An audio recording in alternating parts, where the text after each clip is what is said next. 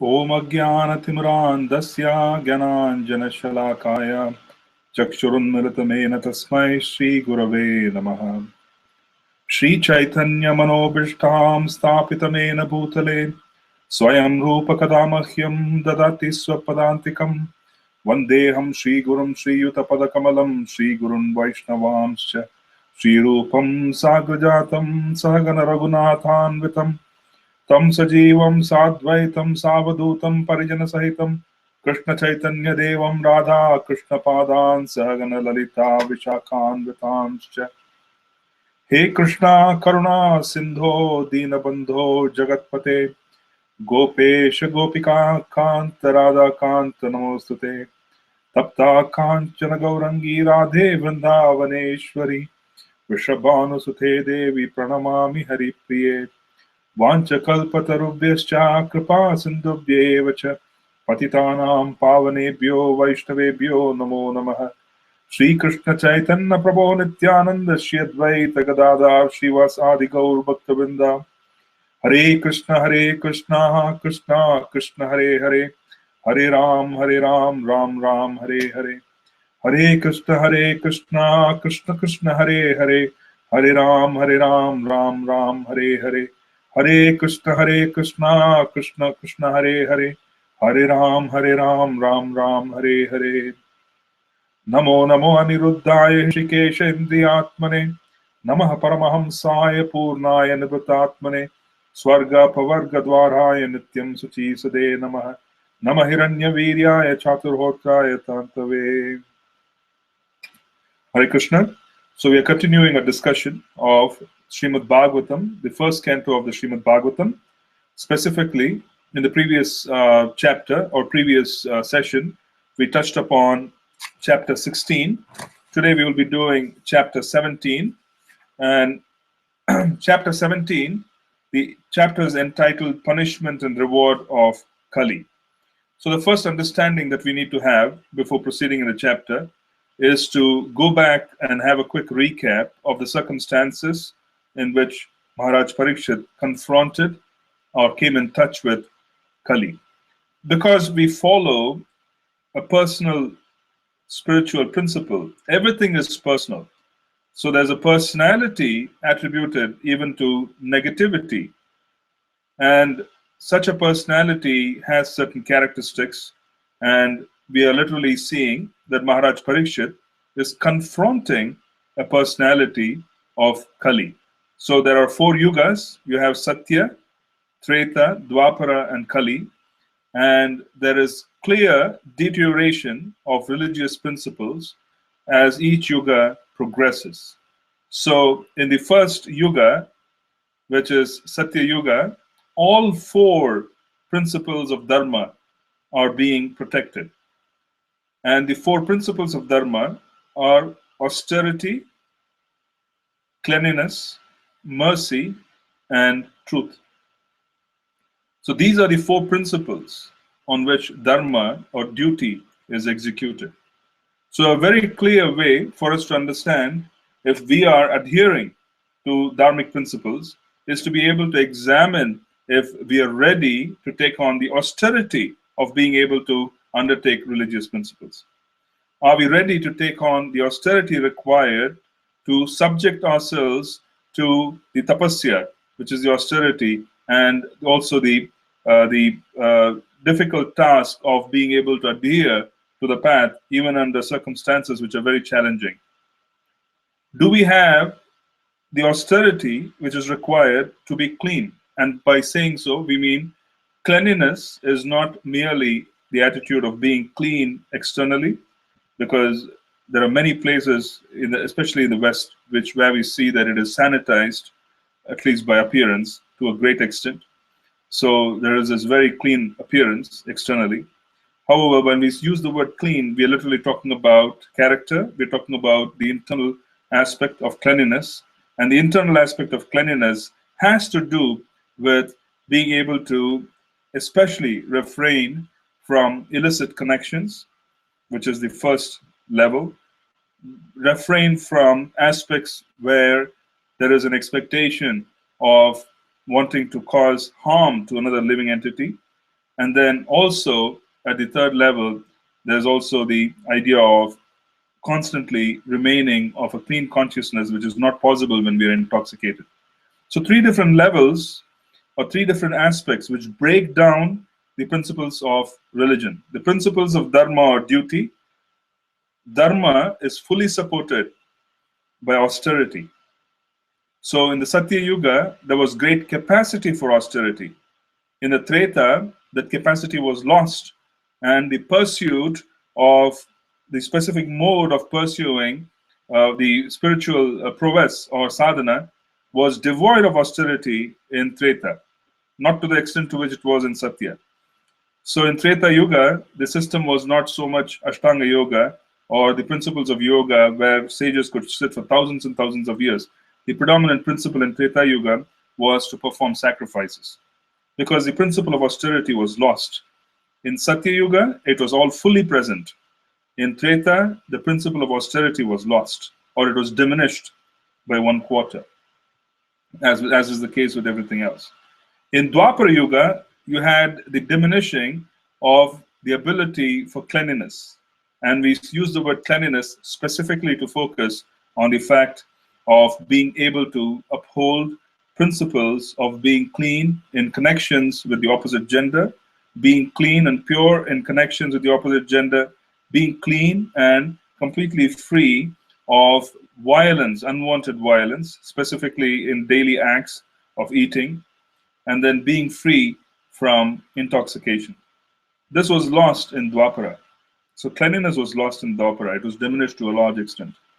So you had a diminishing of austerity in Treta. You had the diminishing of cleanliness in Dwapara. So what is left in Kali is that we only had the principle, and in Kali, when Kali began, mercy was lost. The idea of being merciful and being able to hold up ourselves at a very high standard, but to look down upon others and be able to look upon others and be very compassionate, that was lost in Kali. In Kali, duplicitousness reigns fully, deceit reigns fully. As a consequence, the people who uphold standards themselves do not uphold very high standards, but tend to look upon others and try to enforce standards in a duplicitous manner. So you have in Kali Yuga, mercy, which is the bedrock of spiritual practice, compassion, which is the bedrock of spiritual practice, is completely lost.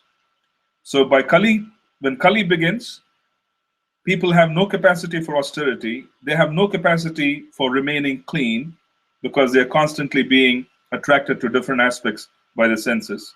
And they have no capacity for spiritual, for compassion. Compassion itself is based on one being able to perform the austerities required and to discipline themselves and to be clean internally. And compassion is an extraordinarily important aspect of being able to perform our duties. Our duties have to be performed where we hold ourselves to an extraordinarily high standard while being able to offer extraordinarily liberal views and standards for everybody else. This is how the spiritual standard of duty is to be performed. Duty is where we are able to uphold ourselves to the highest standard, and then where we are able to look upon others and be able to extend compassion, understanding their circumstances. This is compassion, which is completely lost. So in Kali, there's only the principle of truth, and truth is only in the form of scripture. So scripture, if we move away from scripture, if we move away from the practitioners of scripture, genuine scripture is defined as scripture which is meant to connect us by practice to who we are, to help us understand who we are in terms of our identity, being able to extend that understanding to who is God, and being able to understand the specific relationship between ourselves and God, and being able to act upon it. This is the purpose of duty. This is the purpose of dharma. In that context, in religion or any scripture, the scripture has to have a goal of being able to lead one to perfection, and perfection is defined as understanding who we are, self-realization. One needs to know who they are first. They need to understand the object of love, which is the Lord himself. And one has to be able to understand the specific relationship between us, the practitioner, and the Lord. This is the essence of religion, and this is the essence of spirituality. If scripture does not form a bridge for us to go from where we are to the point where we can have deep, deep sambandha gyan. Sambandha is complete knowledge of our relationship with Krishna, complete knowledge of understanding who we are, complete knowledge of understanding who is Krishna, and being able to act in that knowledge, abhideya, ultimately to fall in love and to experience love of Godhead, which is prema, which is prayojana tattva. If scripture is not able to take you from point one right through the final destination of being able to engage in loving devotional service, then such scripture is inconsistent with the purpose for which it has been written. So when we use the word scripture, we are practically talking about scripture that has a basis for a living entity, for a soul to come in touch with such scripture and able to start understanding who they are, and then finally to understand who is God, and to reach the point of being able to render loving devotional service to God. And loving devotional service is to fall in love first and then render service, which is a natural outcome of love. There is really no love when there is no service. There isn't. So service is when there is love, and that is bhakti. Bhakti is the concept of being able to render loving devotional service, where there's first love, where there's affection, and then there's service, which comes from such love and from such affection. So bhakti, or rather scripture is the representation of truth. And in Kali, dharma is completely dependent on scripture. It's completely dependent on scripture and following of scripture. Shabda Praman. One needs to be able to seek out a guru, which is what Krishna says in the Bhagavad Gita 4.34. Pranipatena pariprashnena sevaya. Be able to render pure devotional service in a submissive mood and inquire submissively. And the guru is able to impart this very special education of sambandha gyan between the disciple and Krishna, and be able to engage the disciple in the service of the Lord. Now, this is completely dependent on scriptural values.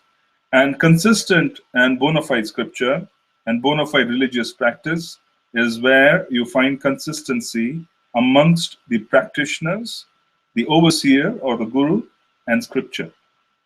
When there's consistency in these three tripod of authority, when one comes in touch with scripture, then one knows that they are on a bona fide path. They're able to recognize the fact that there is truth, there are practitioners who follow the truth, and then there is a basis for such truth. Now, in Kali Yuga, that's the only basis of dharma. Everything else is lost. The living entity is not capable of austerity. The living entity is not capable of austerity. We are not capable of austerity. Dharma requires austerity. And what is austerity? Austerity is defined as being able to recognize truth and be able to uphold truth and follow in line of instruction of scripture, even though our senses are not willing. That is austerity. Austerity, tapasya, is where we have the ability to recognize what needs to be done and to recognize the fact that we are not comfortable doing so, because even though it is true and even though that's the path we have to follow, we are not comfortable because it's not pleasurable. That is austerity. Where is the question of austerity if everything is easy? Tapasya is where things are not easy, where we are climbing uphill because it's required to do so, even though it's unpleasant. It's a demand, and that demand is being taken up, and that duty is being followed. That is tapasya. So that tapasya and the ability to do so is lost. We are very, very fragile. We are very fragile. In today's society, we lead very, very fragile lives. A little disruption here and there is all that is required for people to stop practicing. A little disturbance. So it's very difficult for them to be aligned with duty if there is any kind of disturbance in life, and disturbance in life is assured. It's a guarantee that there will be disturbances in life. There will be disruptions in economic well-being. There will be disruptions in health. There will be disruptions in relationships. That is Kali Yuga. And austerity, which is being demanded in following the duties enunciated by scripture, is for us to maintain core principles which are being taught in scripture to us, whilst these austerities and these opportunities and these challenges present themselves. Maintaining the core principles while accepting the challenges that come along is austerity as far as we are concerned. Even in the Pancha Samskara, which is the initiation process that our Parampara offers, the first principle is tapaha. Tapaha is austerity. And what is it, austerity? The austerity is to be able to accept, uphold the truth, even though it's not convenient. In other words, maintaining the core principles. How do you maintain the core principles? The core principles are to be maintained even though it's challenging. We maintain the core principles. We maintain our core practice, even though there could be many other changes that are occurring in the periphery. There could be changes in how we are supported, how we are maintained. There could be changes in how we feel. Health could go wrong. There could be changes in terms of disturbances that occur amongst people, right? So all kinds of disturbances can come in. But yet we maintain the core principles. That is austerity. That austerity is required, and that has to be aligned with scripture. In Kali Yuga, that is extraordinarily diminished. In Satya, they could go and sit in the forest. It was very common. You read about 5-year-old Dhruva taking to the forest. Very common to see in Satya Yuga, people taking to the forest, living in harsh conditions, but very, very singularly focused on a certain goal. Very common to read about it in scripture. Why is it so uncommon these days? It is uncommon because the principle of austerity is lost. We don't believe in austerity. There's always this, let me find the easiest way out, which is not wrong principally as long as we are able to maintain core principles. If core principles of Krishna consciousness, of chanting, being able to follow the 4 regulative principles, they are not being maintained, then we are not doing our part in maintaining austerity, which is in line with scripture. Austerity in line with scripture is to be able to tolerate difficult circumstances while maintaining the core practices. That is austerity in our practice. We don't constantly vacillate and change, saying, okay, it's inconvenient, and the first thing that has to be changed is my sadhana. The first thing that has to be changed is how I do things in relationship to my being able to advance further. Why? Because the goal is not clear. It's not really been adhered to. It's not been accepted. It's not being accepted. The beauty is that if we maintain core principles, the core principles of Krishna consciousness, of being able to chant japa, being able to do everything else in line, the regulative principles and serving, these core principles in themselves have full capacity to maintain us. They have full capacity to completely negate all the ill effects of everything else that is occurring due to our karmic reactions. If a devotee simply were to follow the principles given by Srila Prabhupada, the morning program, the chanting of 16 rounds diligently, being able to follow the regulative principles, coming in touch with Srimad Bhagavatam on a daily basis, coming in touch with Srimad Bhagavad Gita on a daily basis, this is the principle which Srila Prabhupada gave us. If a devotee is able to do this consistently, then they would face nothing. It would be as if none of the disturbances that are occurring in life do matter. They would be able to go through that. That is austerity for us. Our austerity is in being able to maintain core principles. Because if we maintain core principles, the core principles will maintain us. The core principles of Krishna consciousness will maintain us. It's a guarantee. It is a guarantee. It's been designed in an amazingly profound, very powerful way by our acharyas. When you walk down the streets of Mayapur, you see, Mayapur is unique because everybody is a Gaudiya for most part. It's not like Vrindavan where you have different people doing different things. In Mayapur, it is unique because in the birthplace of Lord Chaitanya, every temple at 6 in the evening is chanting the same Gaura Arti. Right? Every temple in the morning would be chanting the morning prayers. They all have the same practices of japa and so on and so forth. Right? So the point is that that particular practice has to be maintained by us. If we maintain the core principles which are being given by Srila Prabhupada, which is the Gaudiya Vaishnava principles of sadhana bhakti, then those principles will maintain us. That is our austerity. The austerity is that it may not be easy to maintain those principles. That's why we take the trouble to do so. And if we don't have an interest to take the trouble to maintain the fundamental austerities of being able to go forward, then something is wrong. We are not following a dharma. Dharma for us has nothing to do with the body. It has nothing to do with who we are in terms of designation. Maybe to some part, But then our real dharma is to be able to follow the core principles of Krishna consciousness, which are aligned with scripture, which are practically scripture, and then to be able to maintain those principles against all odds, depending on the principles themselves. That is exactly what we need to do. And when I say principles, I'm talking about the chanting, I'm talking about the upholding the regulated principles. That is austerity. If that austerity, which is one of the legs on which dharma is supported, is not followed, then where is dharma being adopted? At least to our sense, Prabhupada did not give us, Srila Prabhupada did not give us heavy standards. He gave us very basic stuff, very basic rudimentary standards for the gift that we are receiving. It's all proportionate, it's all relative. So if we don't maintain the austerity which is required, then we are not operating in the full strength of what is dharma. Then you have cleanliness. Cleanliness again is being covered as being number one principle is illicit connections.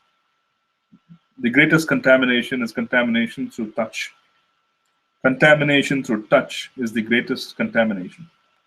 As a consequence, it is said that the principle of illicit connections, intoxication, all of this has to do with and slaughter of animals. See, those are the regulatory principles. That is cleanliness. That is the other leg on which dharma is maintained. We'll be able to move forward if we maintain that. The third leg of dharma is compassion. Compassion is a gift of the chanting of the holy names. Compassion is a gift of chanting of the holy names. If one has to develop compassion, they will develop because they're chanting very nicely. Becoming soft-hearted and becoming compassionate in the proper, aligned manner with Shastra, where we're able to look at the person as an Atma and are able to execute our principles and being able to offer support on the basis of Shastra. That is compassion. That compassion comes with chanting. That compassion comes with the chanting of the holy names. Okay, one of the legs of dharma is mercy. The opposite, or which is an equivalent of mercy, is compassion. One has to be compassionate. And what is that compassion? We hold ourselves to the highest standard possible. And then we deal with others with great accommodation in our hearts. This is the principle followed by Lord Nityananda Ram. Who are we to deviate and to judge others? He never judged. Srila Prabhupada never judged. They judged from the perspective of wanting to assist. That is compassion. So do we have such a mood of wanting to assist in a powerful way? Then we have the ability to judge and to be able to offer our compassion to others. Then holding ourselves to the highest standard while being very compassionate and accommodating with others so that they could gradually come to a platform of being able to chant the holy names in a nice manner. That is compassion, holding ourselves to the highest standard. That is mercy. Mercy is where we hold ourselves to the highest standard and then accommodate others. This is what Lord Nityananda Ram did. He was ready to accommodate everyone. The fourth principle is truth. All of these, austerity, cleanliness, and mercy, have to align themselves with truth. And truth is defined in the Srimad Bhagavatam, defined in Srimad Bhagavad Gita. That is scriptural truth. So we align all of this with that. So we take those principles and we apply those principles on a day-to-day basis. These are the four legs of Dharma.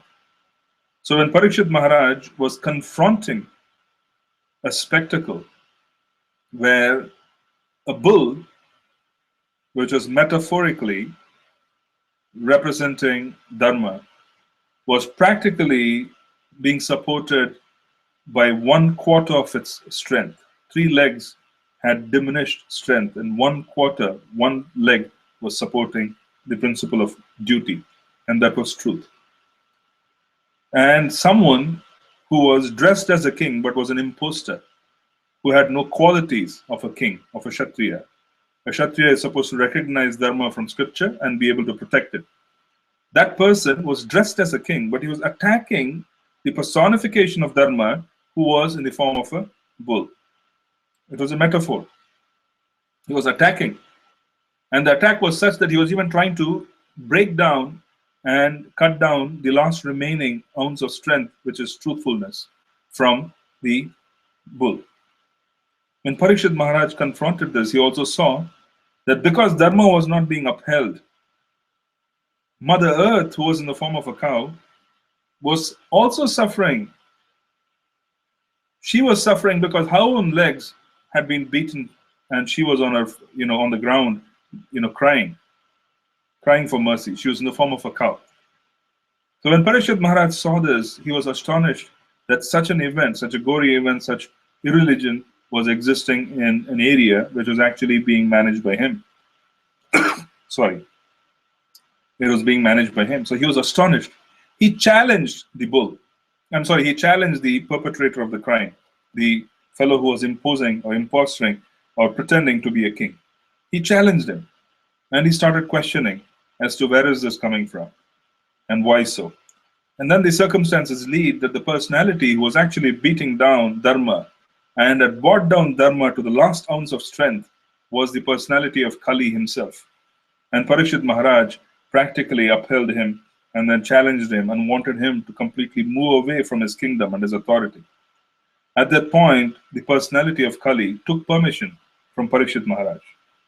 And he took permission saying that I cannot completely move away, but I will remain where there is illicit sex or illicit connections.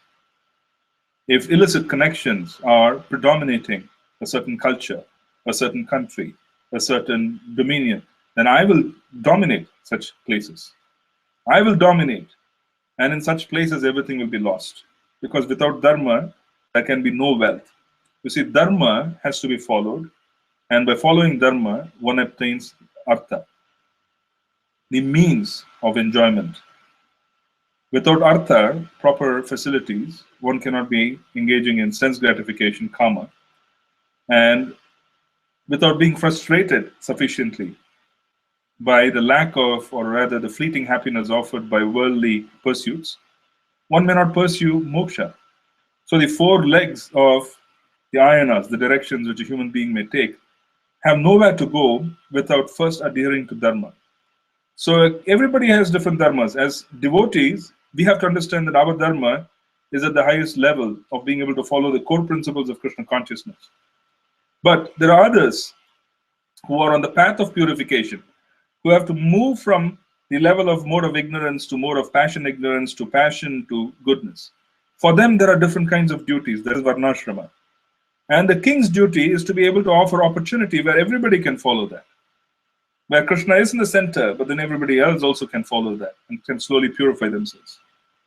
So now you have this circumstance where Kali says that if there are illicit connections, I will dominate such a place. He says, if there are places where there is intoxication, I will dominate such a place. If there is going to be slaughter, merciless slaughter of animals, I will dominate such a place. And then he says, I will also dominate money. The pursuit of money for the sake of money. Money is required. We recognize that money is required. There's a practical need for resources for anyone and anything to survive. Then how would we offer those practical resources? What is to be offered without resources? How would we be able to execute a duty without practical resources? So there is a need for money, there's no doubt.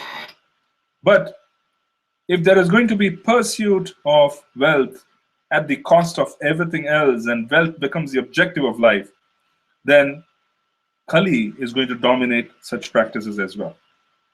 So there has to be a very clear connection to being able to build wealth for the purpose of supporting our other duties, more important duties of Krishna consciousness. So Kali is going to dominate the principle of meat eating. He is going to dominate the principle of illicit connections between opposite genders, and then he's going to dominate the principle of intoxication as well. He's also going to dominate places where there is absolutely no compassion, where money is the only objective, where it's being pursued. We use the word gold. Gold was the exchange in the beginning of Kali, during the time of Parikshit Maharaj. These days, gold is not being used. We're using paper currency. So we want to translate the gold into paper currency, or the pursuit of wealth for the sake of wealth. That's what we need to understand. Accumulating wealth is not an issue. Everybody needs resources. It is the purpose. If that becomes the only sole purpose, then there is an issue. If it is being accumulated for the purpose of furthering the higher causes, then there is no issue, because it's a fact that everybody requires resources. Okay? So now we'll read through the chapter and we will understand what the dialogue was. In the interest of time, I'm not going to read the Sanskrit. I'm just going to read the English translation, and then so that we can directly just appreciate the English translation. Sutta Goswami said, after reaching that place, Maharaj Parikshit observed that a low-caste Shudra, dressed like a king, was beating a cow and a bull with a club, as if they had no owner. See, why is a Shudra dressed as a king? This is the predominant function in Kali Yuga.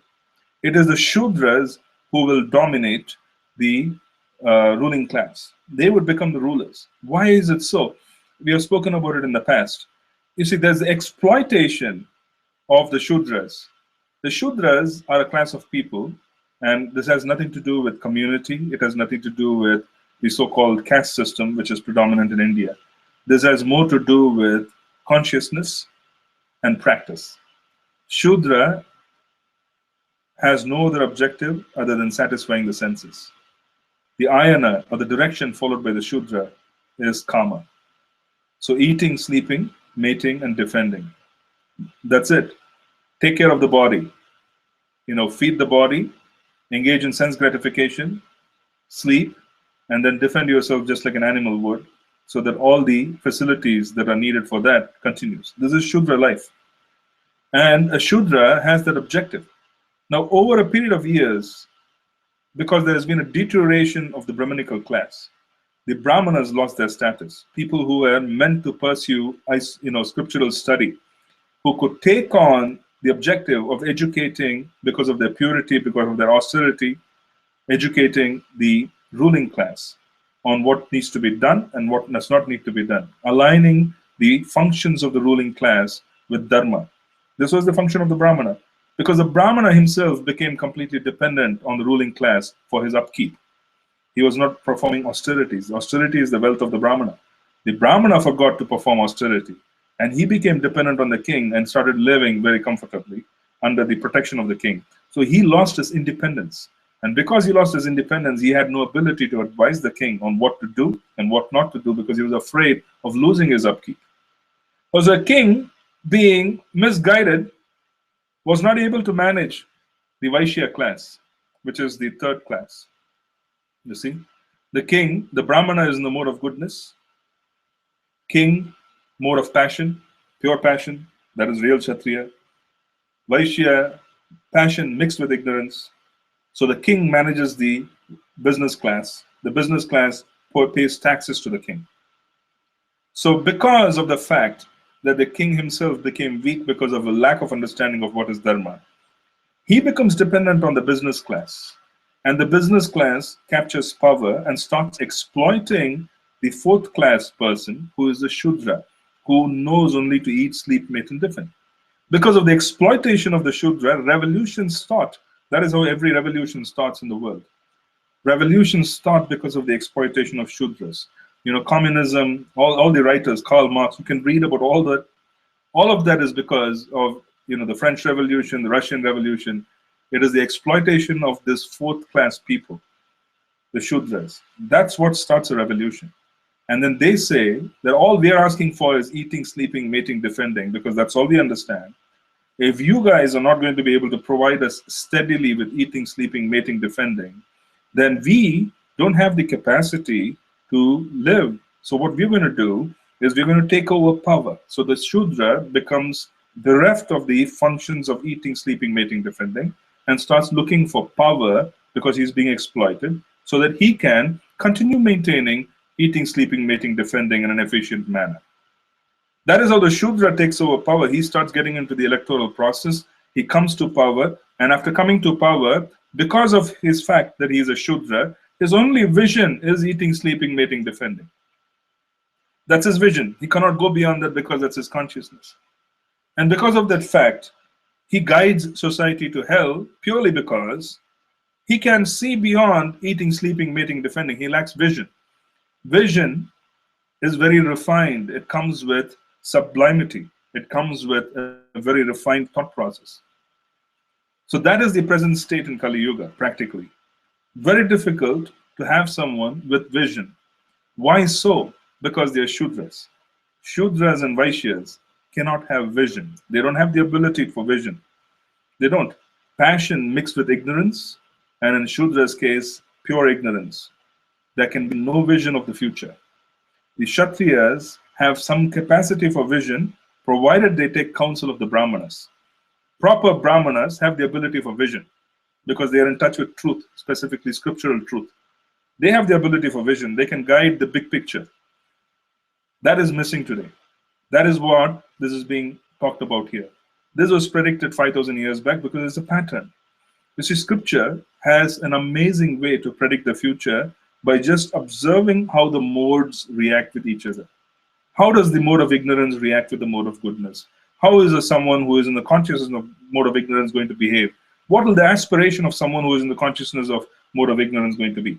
The Shudra is in the mode of ignorance. His aspiration is to eat, sleep, mate, defend. He cannot really think beyond the body. So where's the vision? Where is the spiritual vision? There is not even a proper material vision. What to say of spiritual vision, right? So the planet practically gets destroyed because you have Shudras who have been exploited, who ultimately take power, and then everybody else has to suffer purely because there's no vision.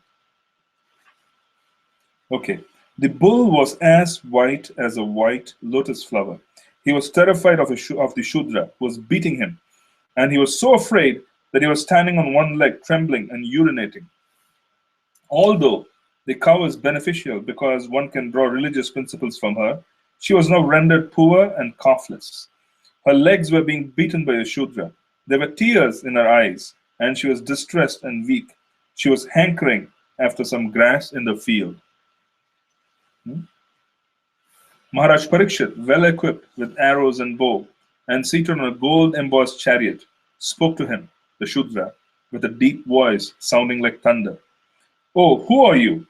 You appear to be strong, and yet you dare kill, within my protection, those who are helpless? By your dress, you pose yourself to be a godly man, but by your deeds, you are opposing the principles of the twice-born Kshatriyas. You rogue, how dare you? Do you dare beat an innocent cow because Lord Krishna and Arjuna, the carrier of the Gandiva bow, are out of sight? Since you're beating the innocent in a secluded place, you're considered a culprit and therefore deserve to be killed. Then he, Maharaj Parikshit, asked the bull, Oh, who are you? Are you a bull as white as a white lotus, or are you a demigod? You have lost 3 of your legs and are moving on only one. Are you some demigod causing us grief in the form of a bull? Now, for the first time in a kingdom well protected by the arms of the kings of the Kuruk dynasty, I see you grieving with tears in your eyes. Up till now, no one on earth has ever shed tears because of royal negligence. O son of Surabhi, you need lament no longer now. There is no need to fear this low-class Shudra. And O mother cow, as long as I am living as a ruler and subduer of all envious men, there is no cause for you to cry. Everything will be good for you. O chase one, the king's good name, duration of life, and good rebirth vanish when all kinds of living beings are terrified by miscreants in his kingdom. It is certainly the prime duty of the king to subdue first the sufferings of those who suffer. Therefore, I must kill this most wretched man because he is violent against other living beings. He, Maharaj Parikshit, repeatedly addressed and questioned the bull thus, O son of Surabhi, who has cut off your 3 legs? In the state of the kings who are obedient to the laws of the Supreme Personality of Godhead Krishna, there is no one as unhappy as you. O bull, you are offenseless and thoroughly honest. Therefore, I wish all good to you. Please tell me of the perpetrator of these mutilations which blackmail the reputation of the sons of Pritha. Whoever causes offenseless living beings to suffer must fear me anywhere and everywhere in the world. By curbing dishonest miscreants, one automatically benefits the offenseless. An upstart living being who commits offenses by torturing those who are offenseless shall be directly uprooted by me, even though he is a denizen of heaven with armor and decorations.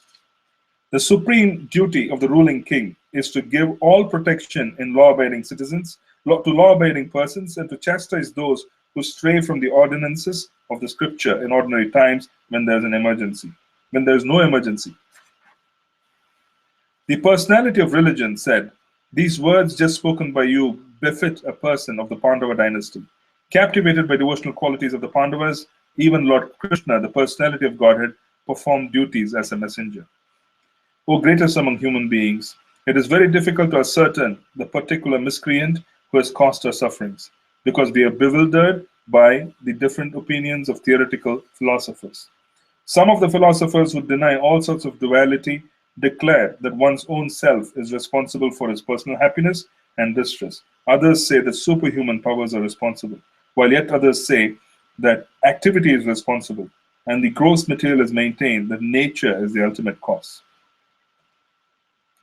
There are also some thinkers who believe that no one can ascertain the cause of distress by argumentation, nor know it by imagination, nor express it by words.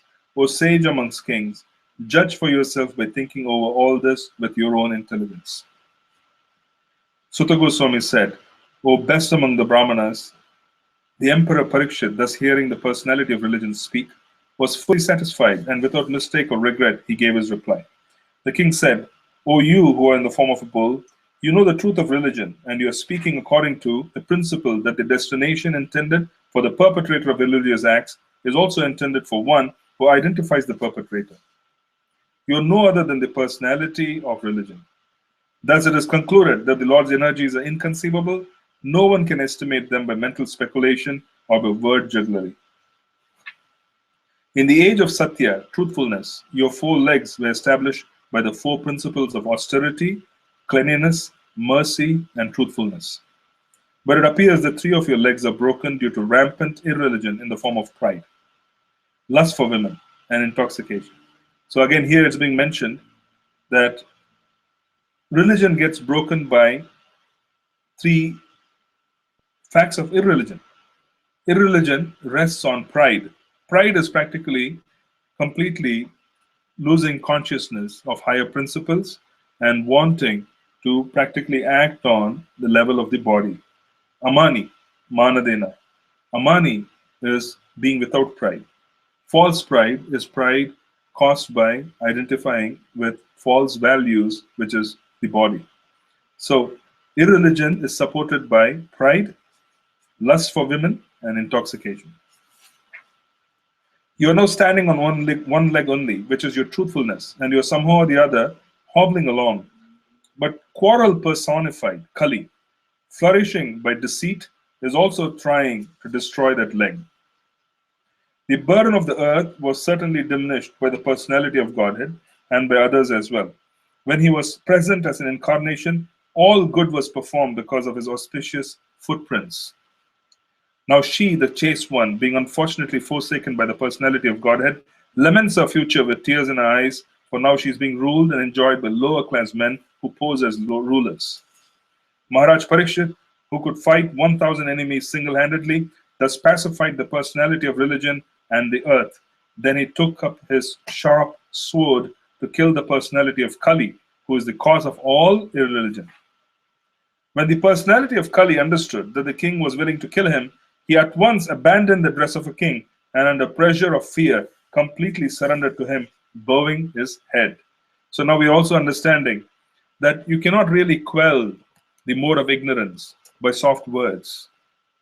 Here we notice that the Shudra, the personality who was causing such grievous harm, was actually quelled by the sword of Maharaj Parikshit, because fear is the only language which someone in the mode of ignorance understands.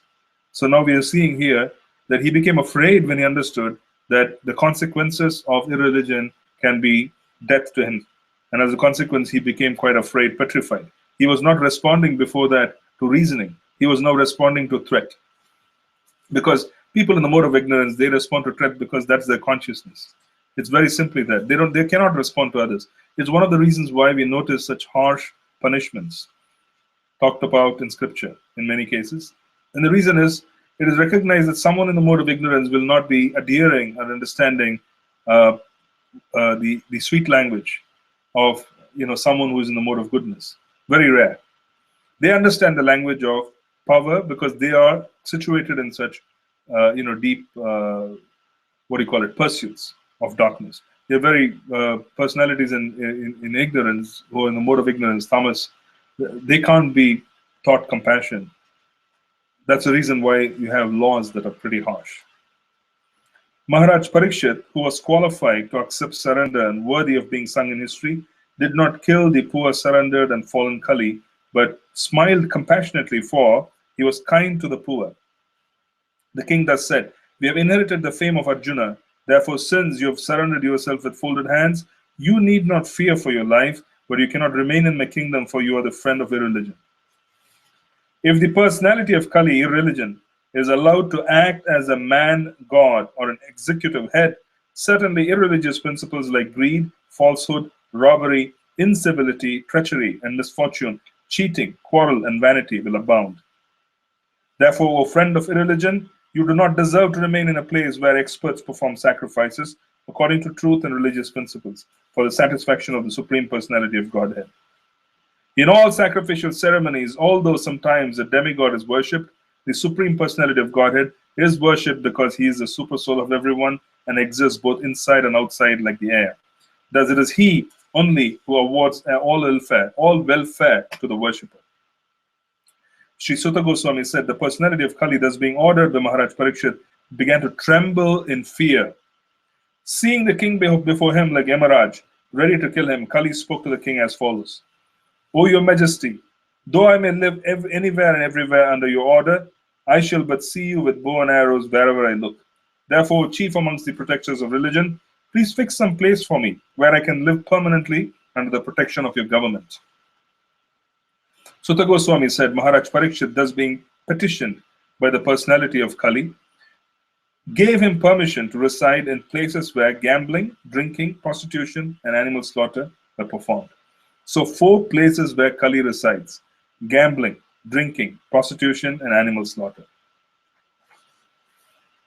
The personality of Kali asked for something more, and because of his begging, the king gave him permission to live where there's gold, because wherever there's gold, there's also falsity, intoxication, lust, envy, and enmity. Now, gold being referred to here is not the metal. The goal being referred to here is the pursuit of wealth for the purpose of wealth alone. Thus, the personality of Kali, by the directions of Maharaj Parikshit, the son of Uttara, was allowed to live in those 5 places. What are those 5 places? Gambling, intoxication, slaughtering of innocent animals, and illicit sex. And the 5th part is where money is the goal, where money and the earning of money is the goal of life, where it's pursued for its very purpose. Therefore, whoever desires progressive well-being, especially kings, religionists, public leaders, brahmanas, and sannyasis, should never come in contact with the 4 above-mentioned irreligious principles. Therefore, the king re-established the lost legs of the personality of religion, the bull, and by encouraging activities, he sufficiently improved the condition of the earth. The most fortunate Emperor Parikshit, who was entrusted with the kingdom of Hastinapura by Maharaj Yudhishthir, when he desired to retire in the forest, is now ruling the world with great success due to his being glorified by the deeds of the kings of the Kuru dynasty. Maharaj Parikshit, the son of Abhimanyu, is so experienced that by dint of his expert administration and patronage, it has been possible for you to perform a sacrifice such as this. So that was chapter 17. And so we initially gave the purport, or rather our discussion, and then we read the verses in English. So we will see if there are any questions.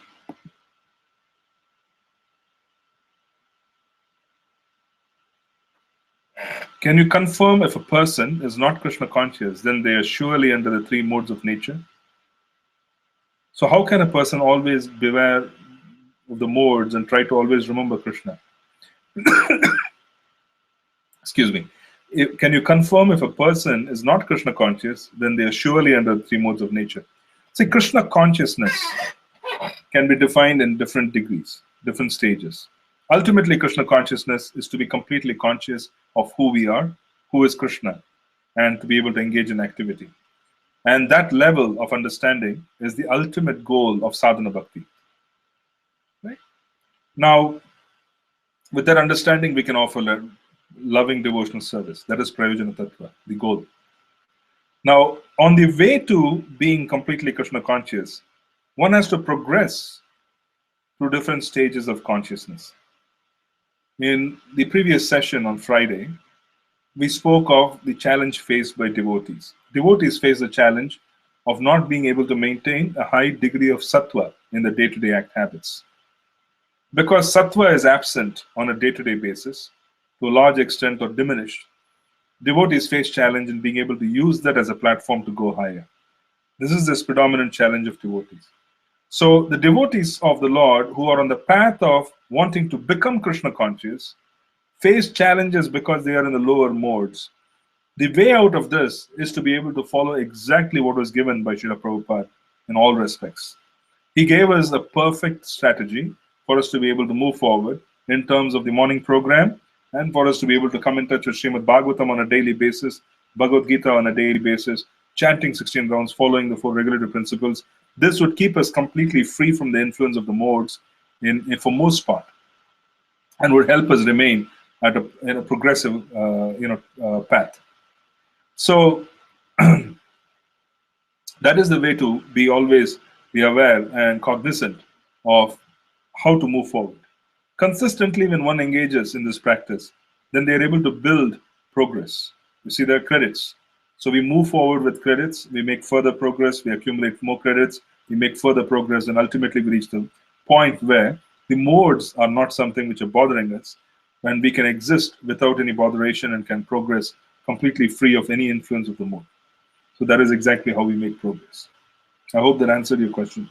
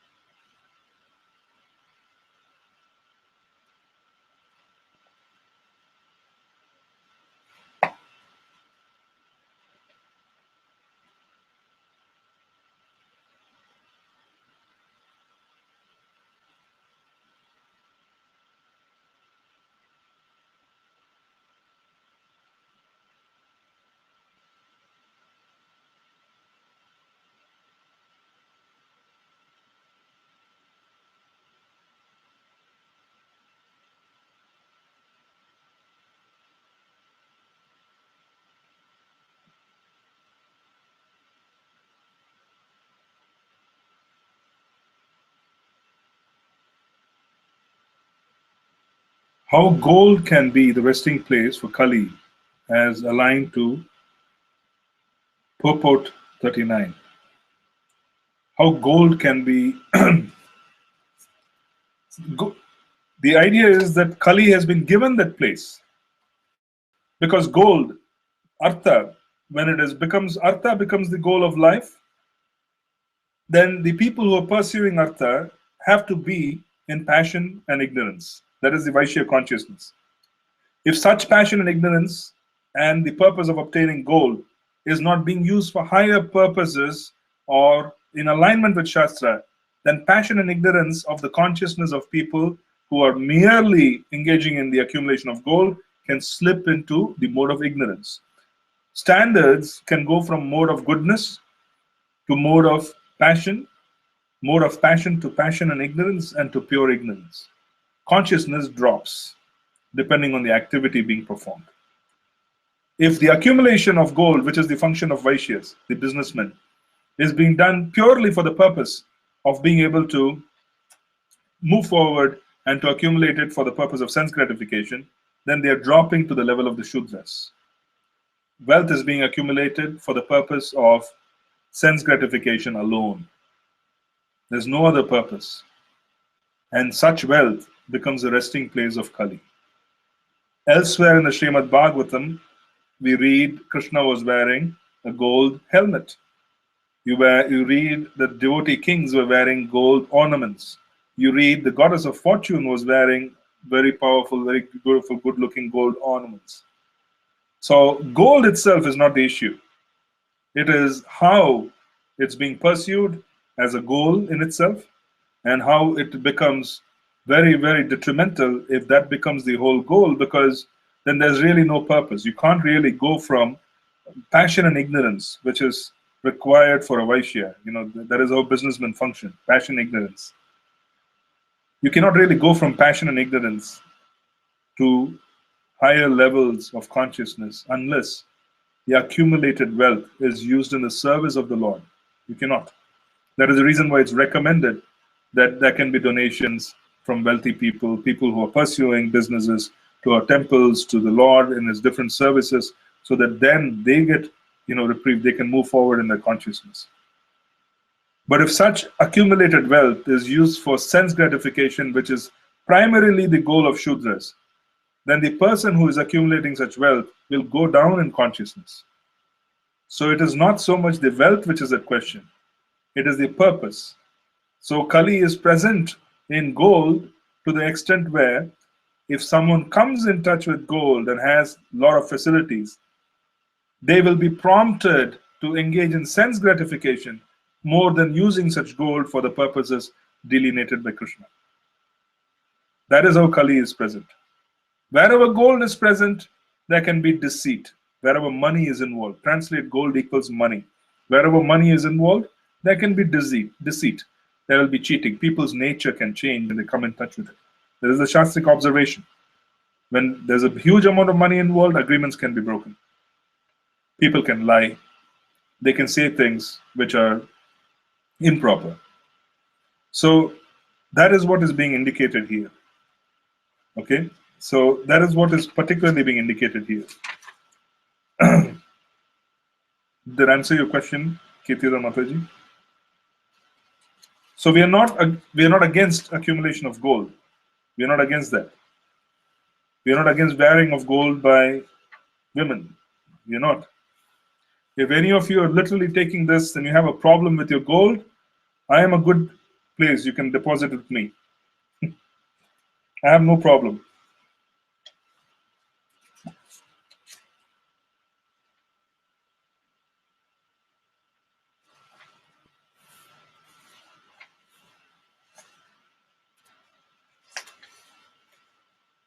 Yeah, it can be a common misunderstanding that gold is not being referred to here. Here it is being referred to as money. We should take it as money. These days, who has accumulated gold? These days it is more money.